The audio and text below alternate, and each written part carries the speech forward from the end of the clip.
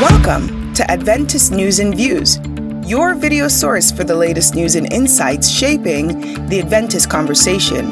Brought to you by Spectrum Magazine. Here are the highlights of this week. A reflection on the ongoing debate on women's ordination. Faith leaders advocating for foreign aid. African Adventist youth confront church leaders on gender, LGBTQ+ rights, and political engagement. Village Church calls for special constituency meeting in Michigan conference dispute.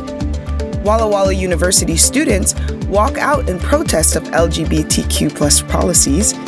And a powerful cantata at Loma Linda University Church.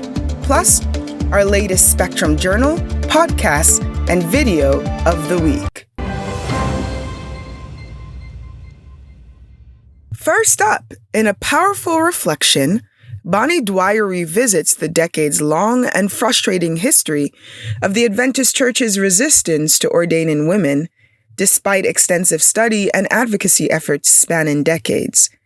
Beginning with her early optimism in the 1970s, she recounts the setbacks, including General Conference debates, legal battles over gender equality, and internal conflicts over church governance. While individual congregations and unions in North America pushed forward with ordaining women, the global church, particularly the leadership from the Global South, repeatedly voted against it, culminating in the 2015 rejection at the GC session in San Antonio. The introduction of compliance committees in 2018 sought to enforce church-wide conformity, but ultimately faded without resolving the issue.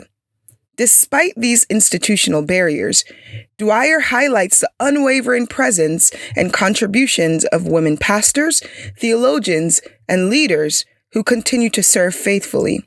While she acknowledges her lost optimism, she maintains hope in grassroots efforts and local ordinations as the best path forward for gender equality in the church. Evangelical Christian groups gathered in Washington, D.C.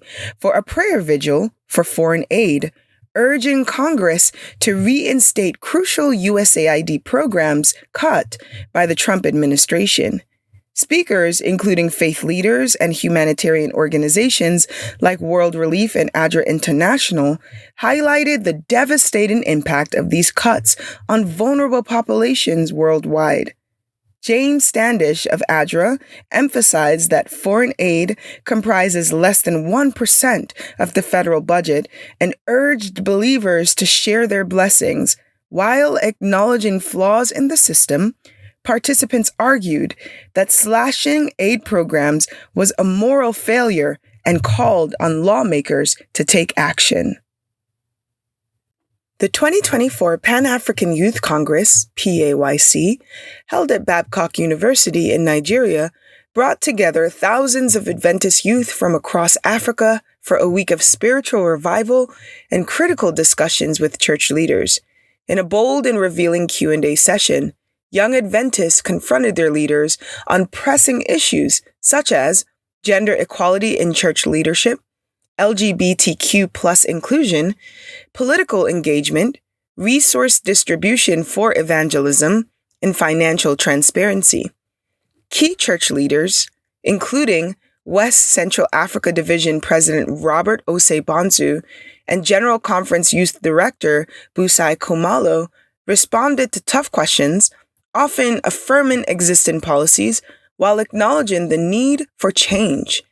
The youth challenged the church's hesitancy on gender representation, its stance on LGBTQ+ rights, and its silence on political conflicts affecting young Africans. The session reflected a generational demand for transparency and action, signaling a growing expectation that the Adventist Church must adapt to the evolving social and political landscape. The Village Seventh-day Adventist Church has called for a special constituency meeting of the Michigan Conference, challenging the dismissal of its pastor, Ron Kelly. In a resolution adopted on March 10, the church board accused conference leadership of failing to follow biblical and procedural guidelines, overstepping authority, and coercing the congregation. The dispute highlights concerns over governance, with Village Church arguing that the current structure gives excessive control to the conference officials over local churches. If 30% of the conference's constituent churches support the request, a meeting must be held within 70 days to address these grievances and possibly vote on leadership changes. The Michigan Conference has not yet responded. Students at Walla Walla University staged a walkout to protest the treatment of LGBTQ students, particularly in response to the disqualification of Ross Gurul from the student presidential race due to his same-sex relationship. Gurul and other students argued that there was no explicit policy barring LGBTQ students from leadership roles, calling for fair and equal treatment. University officials, while emphasizing inclusivity, maintained that student leaders must align with Adventist belief. The protest reflects broader tensions within Adventist education regarding LGBTQ+ inclusion and student rights. Loma Linda University Church hosted Echoes of Ephesians, a groundbreaking cantata composed by Adriana Pereira, blending scripture and music into an immersive worship experience. Performed by an 80-member ensemble, the event featured Senior Pastor Randy Roberts reciting the entire book of Ephesians while dressed as the Apostle Paul. Pereira, whose composition was part of her doctoral studies, crafted a diverse musical landscape incorporating jazz, classical, and global influences to symbolize unity in diversity. The cantata challenged traditional Adventist musical norms by including historically excluded elements such as the alto saxophone and addressing contemporary themes like identity, immigration, and mental health. Pereira's vision extends beyond a single performance, advocating for a more inclusive and theologically rich approach to worship, where music reflects the full breadth of the global church's faith and experience. Spectrum Journal Highlight. Check out our latest journal pieces featuring in-depth analysis and thoughtful reflections on faith, theology, and contemporary issues. Spectrum Podcast. This week on the Adventist Day podcast, Zach Lambert, the lead pastor and co-founder of Restore, a church based in Austin, Texas, emphasizes the importance of building inclusive communities where everyone feels valued, shifting the spiritual focus away from belief statements to a center on Jesus. Listen and subscribe for more of these conversations anywhere you get your Canadian Adventist podcasts. And finally, our video of the week tells the inspiring story of Rachel Anna Knight, the first Black female missionary in Adventist history. A nurse, teacher, colporteur, and Bible worker, she overcame racial barriers to serve India and beyond. Rachel Anna Knight, an African-American Adventist missionary, was a nurse, teacher, colporteur, Bible worker, and conference official. Known as Anna, Knight was born in Mississippi in 1874.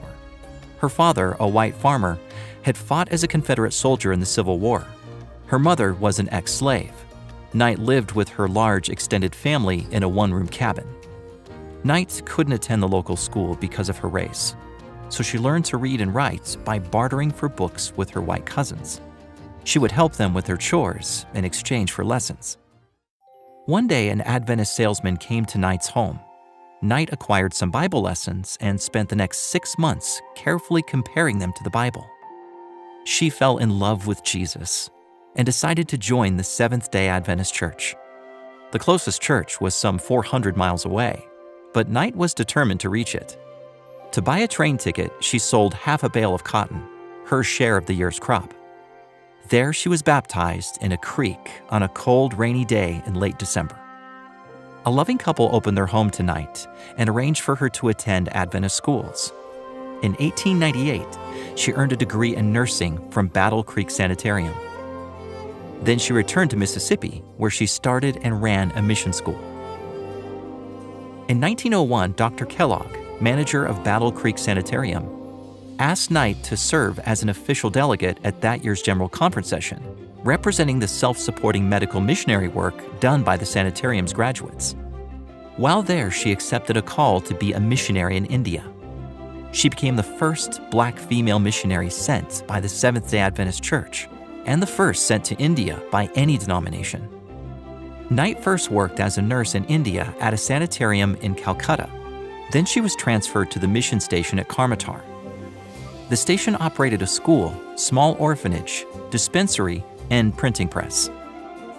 Knight taught Bible and English and tended to medical needs. She recognized that those living at the station suffered from a lack of fresh vegetables, so she taught the students how to plant a garden. Soon the school reaped a bountiful harvest. During her 6.5 years in India, Knight also became a coal porter and Bible worker and learned the Hindi language. Sadly, she received news that the school she opened in Mississippi had burned down, so she returned to the United States to help reestablish it. She then accepted a call to Atlanta, Georgia, to serve as a Bible worker and establish medical missionary work among African Americans in the South. She gave an average of 500 Bible readings annually, and many accepted the Adventist message. Knight later worked for the Southeastern Union Conference and Southern Union, pioneering education work for the Black community. She was the Associate Secretary for the Education, Home Missionary, Missionary Volunteer, and Sabbath School departments at the Southern Union Conference.